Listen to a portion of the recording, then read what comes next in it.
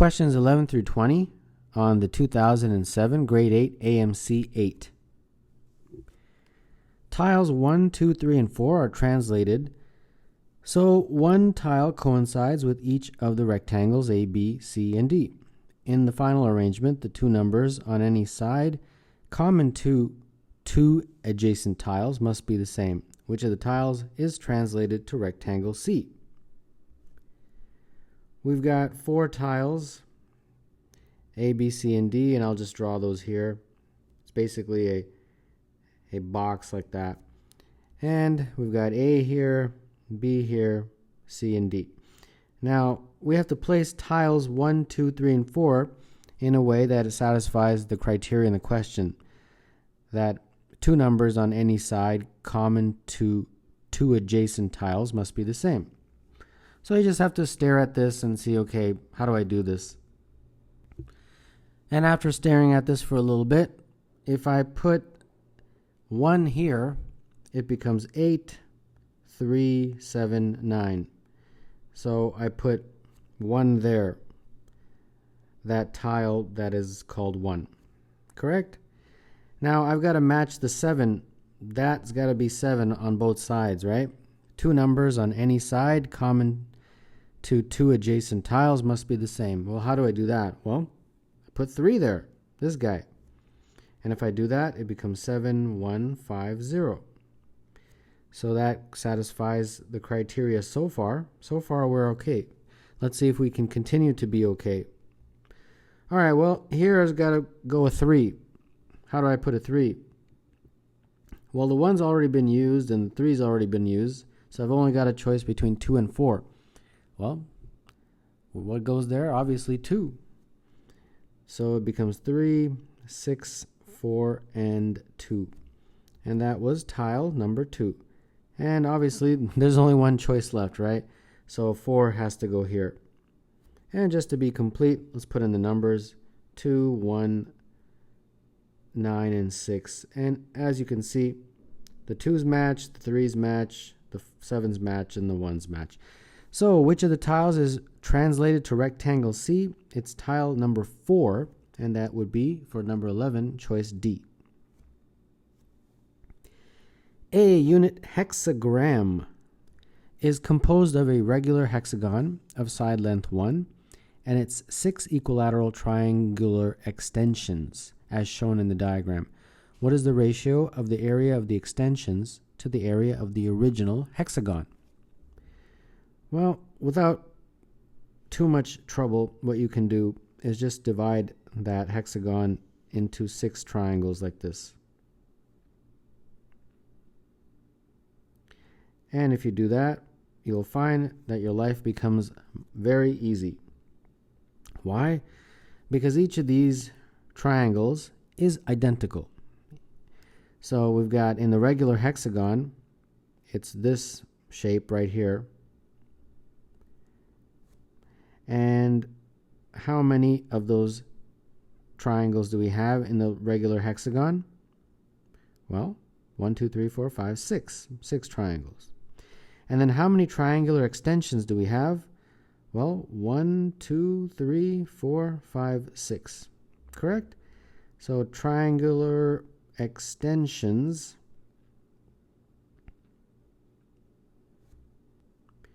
is also 6. So they want the ratio of the area of the extensions to the area of the original hexagon. Well, the area of the extensions is 6 triangles, and the area of the hexagon is also 6 triangles. So that's basically 1. Or 1 over 1, or 1:1, whichever way you want to write it. So number 12, the answer is A. The sets A and B, shown in the Venn diagram, have the same number of elements. Their union has 207 elements, and their intersection has 1001 elements. Find the number of elements in A. So the first piece of information they give you is that A is equal to B. Sets A and B have the same number of elements. Okay, the next piece of information they tell you is that their union has 2007. What that means is that this whole thing is equal to 2007. Now, how do we write that in? Well, this whole circle is A, right? But this part is 1001. So this part here, just this part, that part, is A minus 1001. Okay? And in a very similar way, this part here, let me use a different color. This part is going to be B minus 1001. All right? So when they say their union, they mean everything. So the union is A minus 1001 plus that middle 1001 plus that red B minus 1001. All of this total is 2007. That's what it means by union. And then intersection is 1001. Well, that's pretty straightforward. That's the 1001 that they have labeled in the diagram. All right, so we have to solve this mathematical equation. Well, the very first thing I'm going to do is substitute A equals B. So instead of this B, I'm just going to put A. So I've got A minus 1001 plus 1001 minus 1001 is equal to 2007. And then from this point, it should be relatively straightforward. A plus A is 2A minus 1001 plus 1001, well, that cancels. And we got minus 1001 over here. And that is equal to 2007. So 2A is going to be 3008, and dividing through by 2, we get 1504 for A. And that is what they wanted you to figure out, the number of elements in A. So 13, the answer is C. The base of an isosceles triangle ABC is 24 and its area is 60. What is the length of one of the congruent sides? Well, let's draw a isosceles triangle, something like this, right? And let's draw a base top to bottom. So something like that, right? That's the height is what I meant to say. Height top to bottom, not base top to bottom. Okay, so how do we figure out the area of a triangle? Well, it's 1/2 base times height. And the base they tell you is 24. And the height they don't tell you. So the height is this red line that I wrote. And the area they tell you is 60. So this means 60 is equal to 12h, and therefore h is equal to 5. All right. Now, this red line that represents the height is perpendicular. So that means this is a right angle right there. And in any isosceles triangle, when you draw a height like that, it will cut the base into half. It will cut the base exactly in half. So if from here to here, the base is 24, that means this distance is half of that, which is 12. So they want you to find what is the length of one of the congruent sides. Well, that's this side right here. This side and that side. Those are the two sides that are the same. They're using the word congruent. Usually you say same, whatever, same thing. Well, I'll call that x, and we use Pythagoras to figure out x now. H squared plus 12 squared is equal to x squared. H is 5, and therefore looks like x squared is going to be 25 plus 144, which is 169. And if you take the square root, you get x is equal to 13. So number 14, the answer is 13, and that would be choice C. Let A, B, and C be numbers with 0 less than A, less than B, less than C. Which of the following is impossible?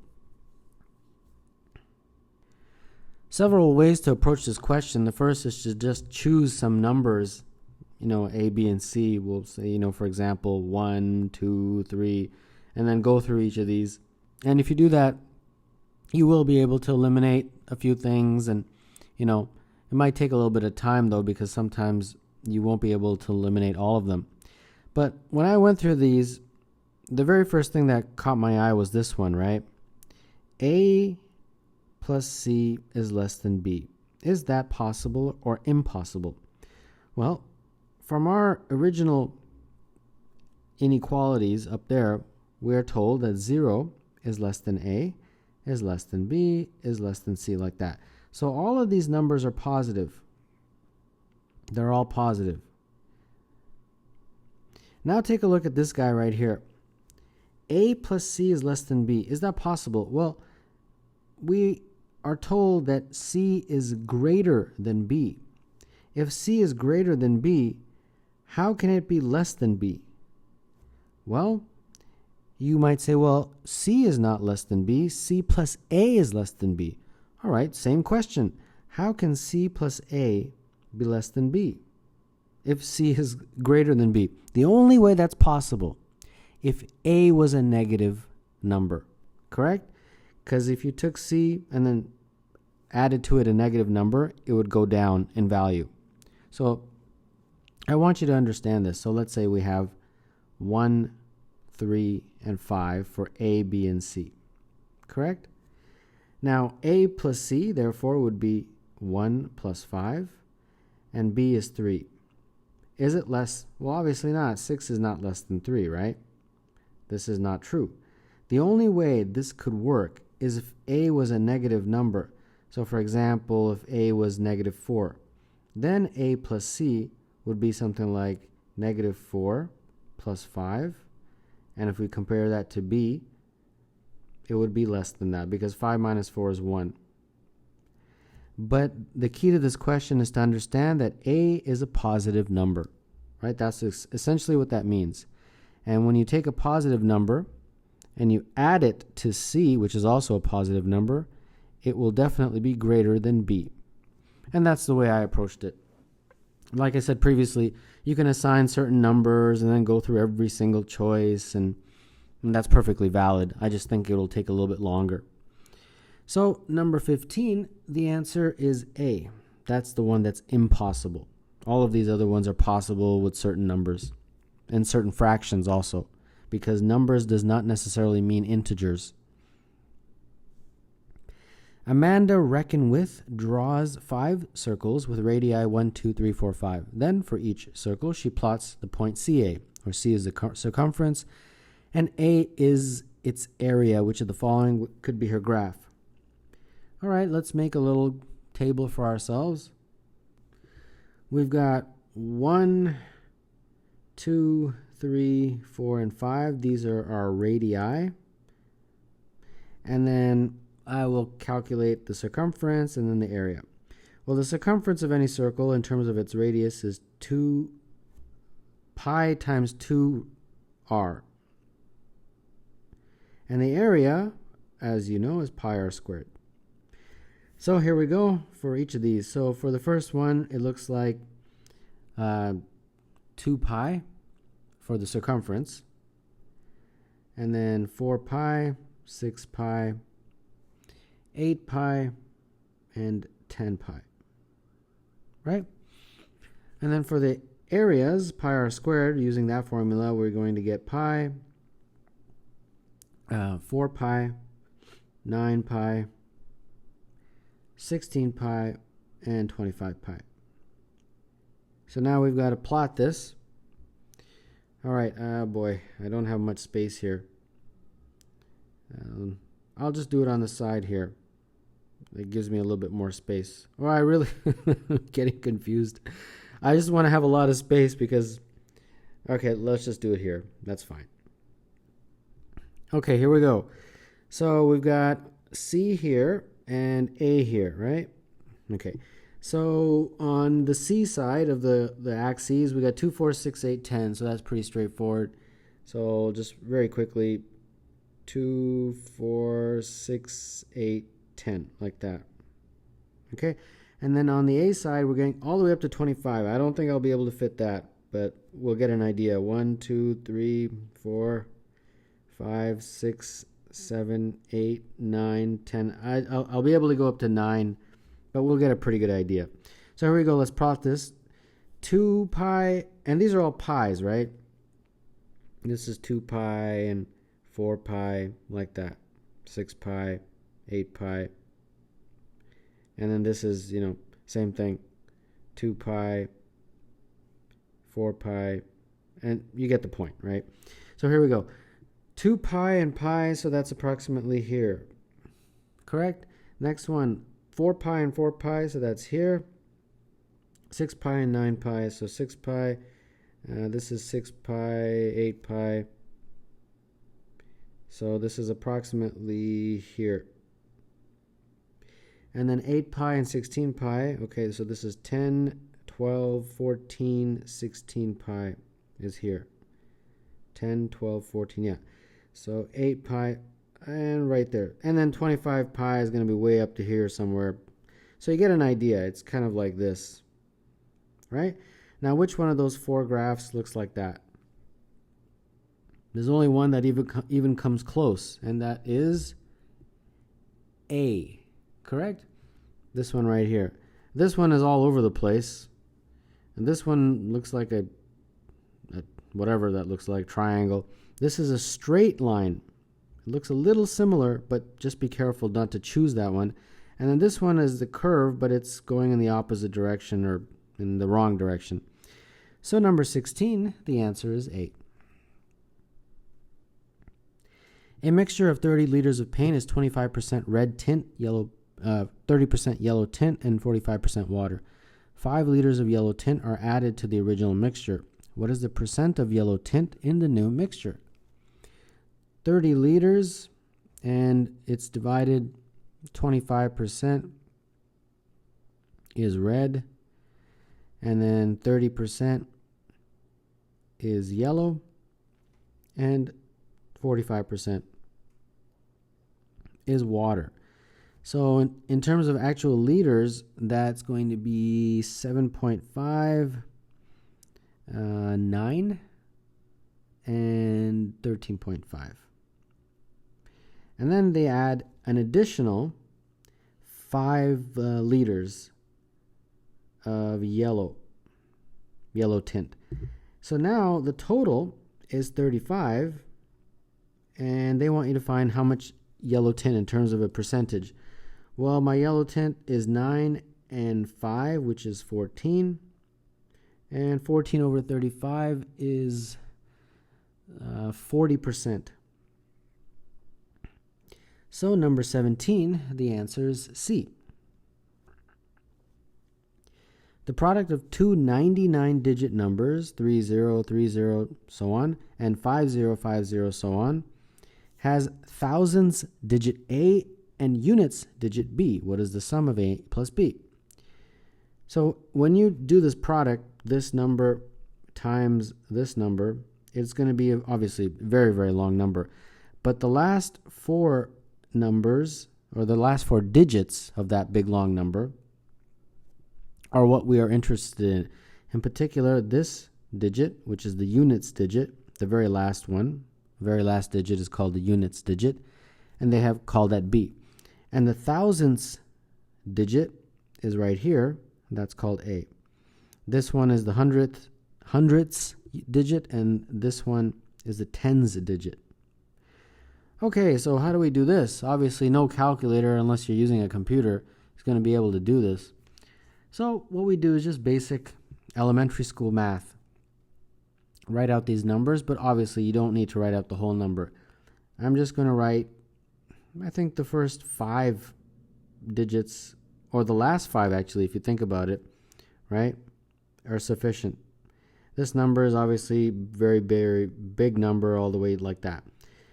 And I'll just concentrate on the last 5 digits. And very similar for the next number, which is 50505, like that. Dot, dot, dot. And it begins actually with 505. And this is what I'm going to do. Very straightforward, like you did in elementary school when you first learned how to multiply using the long method without a calculator. So here we go. 5 times 3, 15, carry the 1. 5 times 0 is 0 plus 1, which is 1. 5 times 3 is 15, carry the 1. 5 times 0 is 0 plus 1. 5 times 3 is 15, carry the 1, and so on. I think this is as far as we need to go. We don't need to go any further than this. Now, next time you have to add the 0. And then we continue with this guy. 0 times 3, 0. 0 times 0, 0. 0 times 3, 0. 0 times 0. And those are all zeros. Okay, great. Now we have to add 2 zeros before we begin. 5 is the number we now multiply. 5 times 3 is 15, carry the 1. 5 times 0 is 0, carry the add 1. 5 times 3 is 15, carry the 1, and then at this point we don't really need to do it any further. Now, next one, you add 3 zeros before you begin. And we're now multiplying with that number, that digit. 0 times 3 is 0, 0 times 0 is 0, and those are all zeros.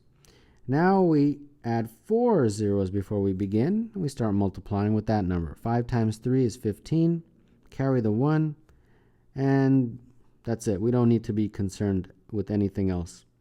Now we have to add all these. So let's go. And this column, 5, next column, 1, next column is 10, so 0, carry the 1. And then we got 1, 1, 1, so 3. And then the next column is 15, so that's 5, carry the 1. All right, we're done. We don't need to be concerned with anything else. Now you tell me, what is the units digit? Right there, that's my B. And what is the thousandths digit? It's this guy. That's my A. So they wanted me to figure out A plus B, and that is 3 plus 5, which is 8. 8 is the answer to this question, so number 18, the answer is D. Pick 2 consecutive positive integers whose sum is less than 100. Square both of those integers and then find the difference of the squares. Which of the following could be the difference? 2 consecutive positive integers, so x and x plus 1, and their sum is less than 100. So that means 2x plus 1 is less than 100. Now, square them both, okay? X squared and x plus 1 squared. And then find the difference.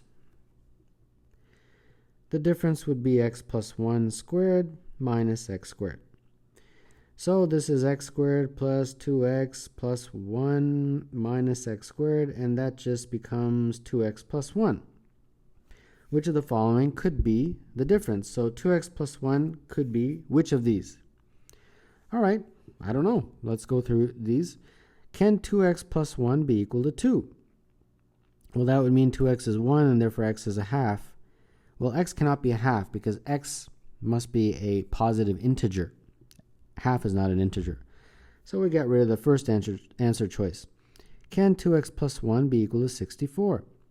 Well, 2x would therefore be 63, and then x would be 31.5.